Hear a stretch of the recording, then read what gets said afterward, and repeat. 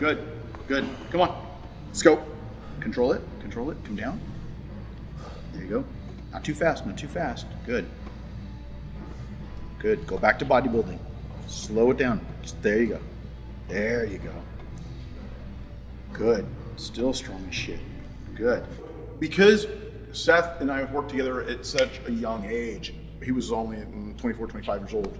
What he was able to do was able to really concentrate on those glycogen-rich muscle fibers. So when we were able to add in the higher volume FST-7 style training to the mix, he was able to keep that without thickening up his body. Because a lot of people will do power building and then they'll thicken up their core and they'll get bigger, but they won't necessarily get rounder. Because he's been able to get rounder and get those glycogen muscle fibers, rich muscle fibers to really push, he's been able to keep those fibers active and really, really round without even having to do 5-6 meals a day or be able to train and pick up 150-pound dumbbells like he used to, or any of those things, because those fibers are the ones that really give you that illusion of being really big, and they really get you super pumped. So between all of the things that he's done when he was younger, and carrying it over to what he's doing now, he still has the look. Yeah, he's a bit smaller, but that could all change with 5 meals a day. Some extra calories. Well, that's the thing. People ask, they're like, you can't. You're like, they'll say like, you look like you're still on a high amount of stuff, or you look like you're still doing this. I'm like, I only eat 3 meals a day with a snack or two. And then I'm like, I think it's just how I've trained for so long that it's like part of my genetic makeup. That's right, because you've really accentuated that part of your genetic makeup. And training that way, I mean, that's how you look cooler too. You do. I thought. We're gonna work on that upper pec, right near the collarbone. And we're gonna just go ahead and just do a straight set for your first one. Just about 5 reps. 1, 2, 3, good, good. Got that back nice and arched. Shoulders are back so you can focus on the pec.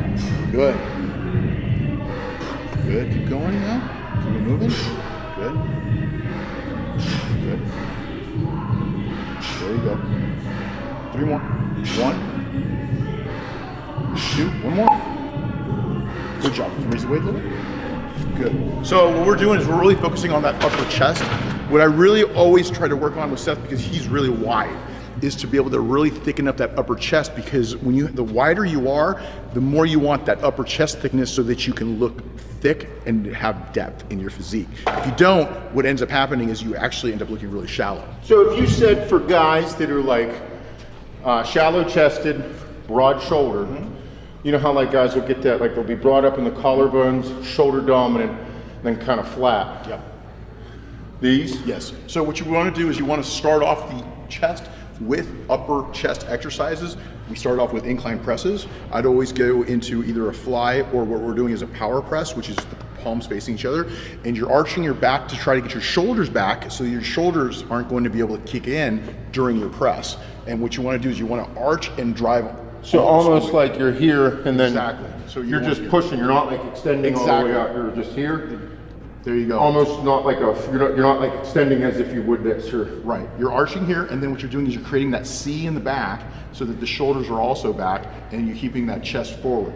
So as you're going to see in a few minutes, when he sees how pumped his upper chest is going to be, you're going to see all of those fibers just really getting stimulated. So arching your back, and you don't want to go super heavy. You want to try to keep it in that 8 to 12 rep range, and you want to be able to make sure that you get really clean reps, because otherwise the shoulders will kick in, especially when your chest gets fatigued.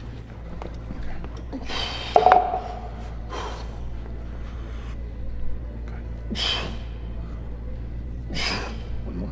Good. Just a second. Good. Good. There you go.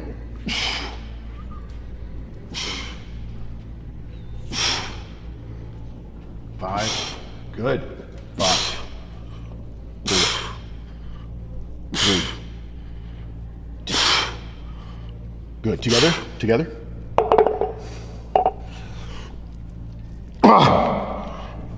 Shake it. There you go. Shake and bake. Shake and bake. Yeah. Last one. Last one. Come on, Seth. Good job. Good. Good. See how those muscles, what you're doing is basically being able to try to create that static hold, is basically making sure that you're getting more time under tension. So the static shit, that was after me. Yes. That's become a big. That's a big part of my programs now, because what I'm trying to do is I'm trying to keep all the ancillary muscles really strong, not just on the concentric and eccentric, but also on the static. Because you were huge on the concentric and eccentric, right? And also pushing blood, the roundness, the fullness. Yes. So now the stabilizing muscles. Treat me like an idiot.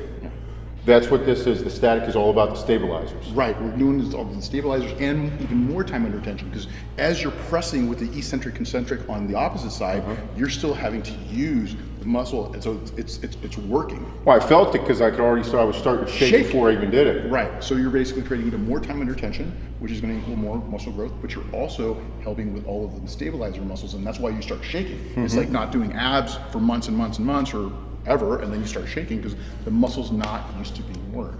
So now the stabilizing muscles are kicking in and they're starting to fatigue.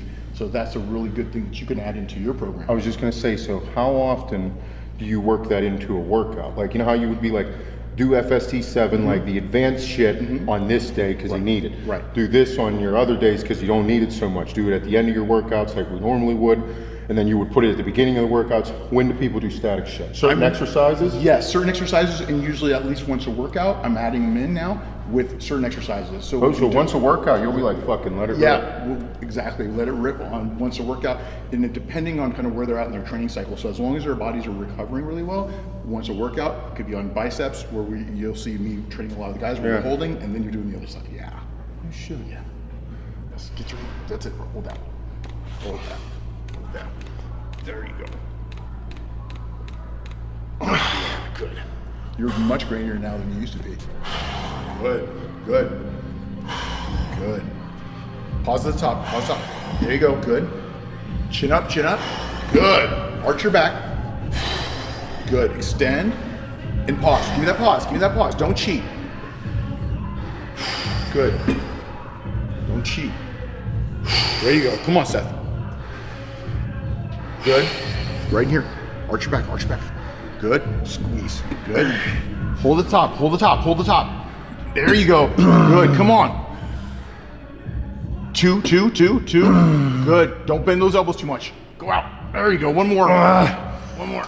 Squeeze. Hold it. Hold it. Hold it. 5 seconds. 4, 3, 2, 1. Good. Open up the hands a little bit with the fire. Don't hold your breath. We need oxygen to be able to get a pump and for you to have endurance. Number one issue, all athletes of all ages, of all levels, they tend to hold their breath. You've got to continuously breathe. Especially, 1 or 2 reps, not a big deal, but when you're getting past that and you're holding your breath, you are going to starve that muscle from oxygen. Good, good, breathe. Good. Good. Get some blood back in there, good.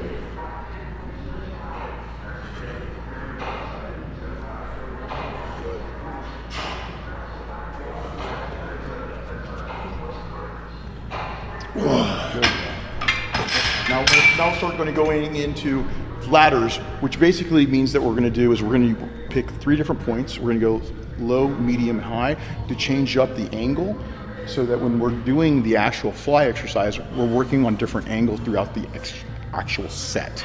So lots of times you'll do a full set with your hands high or your hands low. We're going to actually be changing the variation during the actual set. So I think everybody has now got a full understanding of why you and I got along so much. Because whenever I'm doing a set, I'm always like, and start up top, and then we're gonna go down, mid, and high. Three up top. 1. Open up the hands. Give me 1 more. Chest up, shoulders back. One more. Good. Go down. There you go down. 2, 1, 2. You got midpoint. 1, 2. Arch your back. 1, 2. 1 more. 3 down. Go. 2. Good. 1, 2. Midpoint. 1, 2. Up top. Finish 2. 1. Good job.